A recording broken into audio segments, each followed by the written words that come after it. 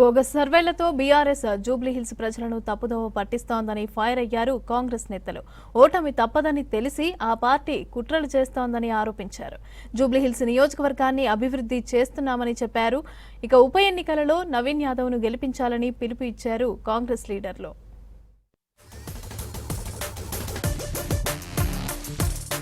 Hyderabad Jubilee Hills KBR park లో మంత్రి పొన్నం ప్రభాకర్ తో కలిసి ప్రచారం చేశారు. పీసీసీ చీఫ్ మహేష్ కుమార్ కాంగ్రెస్ సర్కార్ చేస్తున్న పథకాలను వాకరులకు వివరించారు. కాంగ్రెస్ పార్టీతోనే జూబ్లీహిల్స్ అభివృద్ధి సాధ్యమన్నారు. ఉప ఎన్నికలో కాంగ్రెస్ అభ్యర్థి నవీన్ యాదవ్ ను గెలిపించాలని విజ్ఞప్తి చేశారు మహేష్ కుమార్, పొన్నం ప్రభాకర్.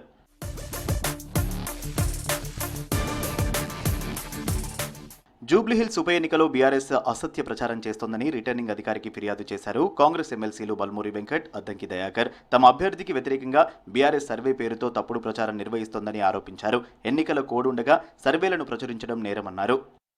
ఆరో గారు కూడా ఏదైతే ఇది కోడ్ ఆఫ్ కండక్ట్ పరిధిలో వస్తుంది, ఎలక్షన్స్ నడుస్తున్నప్పుడు ఏ సర్వే ఏజెన్సీ కూడా ఈ రకంగా సర్వే వెల్లడించి దీనికి ఇంతెజ్జుంది, దీనికి ఇంతెజ్జుంది, ఈ రకంగా గెలుస్తారని చెప్పనీకి ఉంటుంది. ఎగ్జిట్ పోల్స్ కూడా పోలింగ్ అయిపోయినాక ఎగ్జిట్ పోల్స్ ఇవ్వాలి తప్ప 100% ఈ రకంగా చేయడం కరెక్ట్ కాదని వారు కూడా చెప్పారు. వారికి కూడా అన్నీ కూడా ఆ లింక్స్ అన్నింటినీ కూడా పెన్ డ్రైవ్లో వేసి వారికి సమర్పించడం జరిగింది. తప్పనిసరిగా వారు కూడా దీనిపైన చర్యలు తీసుకుంటాము, యాక్షన్ తీసుకుంటామని చెప్పి కూడా హామీ ఇవ్వడం జరిగింది. కనీస ఇంగితం ఉండాలి. ఎగ్జిట్ పోల్స్ అనేవి లేదంటే ఒక ఒపీనియన్ క్రియేట్ చేయడం అనేది డెఫినెట్గా ఎలక్షన్ కమిషన్ కంట్రోల్ నుంచి వాళ్ళు ఇచ్చే గైడెన్స్ని బట్టి ఇవ్వాలి. నిన్న అందరికీ ఇది అవుట్పుట్ ఇచ్చేసి ఇదేదో ఆయన ఏదో పెద్ద సాధించినట్టు, ఆ కేకే అంటోడే ఎలక్షన్ కమిషన్ ఆఫ్ ఇండియా అన్నట్టు ఇలాంటి తలకు మార్చిన సర్వేలు ఇవ్వడం ద్వారా ఏమొచ్చింది, ఏం సర్వే ఉందో మాకు తెలుసు, మేము కూడా ఇట్లా ఇవ్వగలం. ఏమున్నది, కోటికో నూటికో అమ్ముడు పోయే సంస్థలు ఇవన్నీ కూడా. ఇలాంటి పనికిమాలిన సర్వేల వల్ల తెలంగాణ సమాజంలో కన్ఫ్యూజన్ క్రియేట్ చేయడం.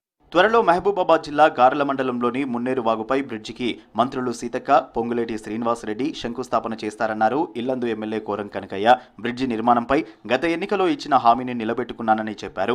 బ్రిడ్జి కోసం 20 కోట్లు మంజూరు చేయించారన్నారు. స్థానికులతో కలిసి మున్నేరు వాగును పరిశీలించారు కోరం కనకయ్య. 10 ఏళ్లు బీఆర్ఎస్ సర్కార్ వాగుపై బ్రిడ్జి నిర్మాణాన్ని పట్టించుకోలేదని విమర్శించారు. మున్నేరు మీద బ్రిడ్జి లేక రాకపోకలకు ఇబ్బంది అయ్యి చాలా మంది కూడా మున్నేరులో మోటార్ సైకిల్ వాళ్ళు, నడిచే వాళ్ళు ప్రాణాలు చేయకుండా ఇబ్బంది అయ్యి కొంతమంది కొట్టుకుపోవడం కూడా జరిగింది. మరి ఈరోజు తెలంగాణ రాష్ట్ర ప్రభుత్వం రేవంత్ రెడ్డి గారు ఎక్కడైతే రహదారు నిర్మాణం చేసేటువంటి ప్రాంతాల్లో వాగులు, ఊరిళ్ళు, వంకలు ఉన్నటువంటి ప్రాంతాలను కూడా బ్రిడ్జిలు నిర్మాణం చేసి గ్రామీణ ప్రాంతం ఉన్నటువంటి ప్రజలందరూ కూడా సౌకర్యం కల్పించాలని ఒక మంచి లక్ష్యంతో మరి ఈనాడు ఈ బ్రిడ్జిని మనకి ఇవ్వటం, దీని వెనుక వేమ నరేంద్ర రెడ్డి గారు ప్రధాన పాత్ర తీసుకొని వారితో పాటు సీతక్క గారు, పెద్దలు శ్రీనివాసరెడ్డి గారు వీరందరి ప్రోత్సాహంతో బ్రిడ్జి నిర్మాణం ఏర్పాటు చేసుకోవడం జరిగింది.